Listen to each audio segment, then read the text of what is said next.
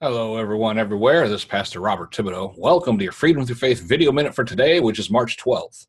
Yesterday, we started a series talking about, are you going to live after Christ or living for the world?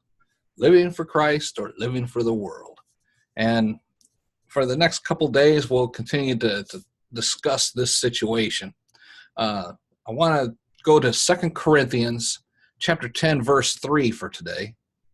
And that says, "For though we walk in the flesh, we do not war after the flesh." In other words, although we are here in this fleshly body, that's not where we need to focus. We need to be focused on serving Christ. And how do we serve him? By helping spread the gospel of the kingdom so that we are enlarging the kingdom. That was the purpose of man being on this earth.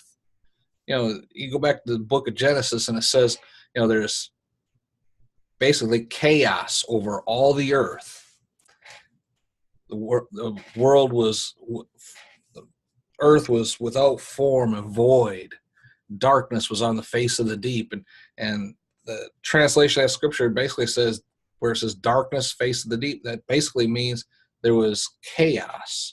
The devils were running rampant there.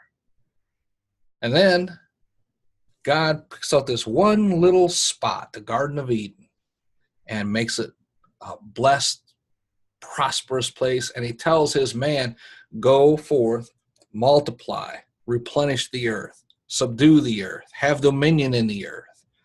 Well, that is expanding the kingdom. That was his job, everly enlarging that Garden of Eden until it covered the whole earth. Unfortunately, it didn't happen that way, did it?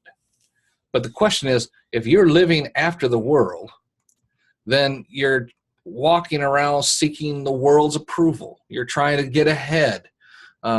You're improving your image and all of that goes with it. You're not living as a Christian. Oh, you may say you're living as a Christian, but if you're focused on these other things, then obviously you're not. You're not living godly. You are living worldly. And when you live after the world, you may succeed in life. You may look good in life. People may admire you in life. You've got it made according to what they think. But in that situation, in that life that is about to come at the end of your life, what do you have? Nothing. Because you see, there is a place where when you leave here, you're going somewhere. And that somewhere is where you're going to spend eternity. If you had a great big long rope and tied maybe a 2-inch piece of tape at one end, and let's say it was 20 feet long, and that rope represented all of eternity. Just think that it just continued to run on and on and on. And that little part at the beginning is representing your life in the earth. Your spirit is going to continue on forever. And that little sliver of time, the Bible talks about it like a wisp of smoke. You see it and then it's gone. That is representing your life. How are you going to live in that little sliver of time? And that will determine what you do for the rest of eternity. If you're living for yourself, folks, that is not a good place to be. If you're living for yourself and all you think about is living for yourself, then you're in trouble.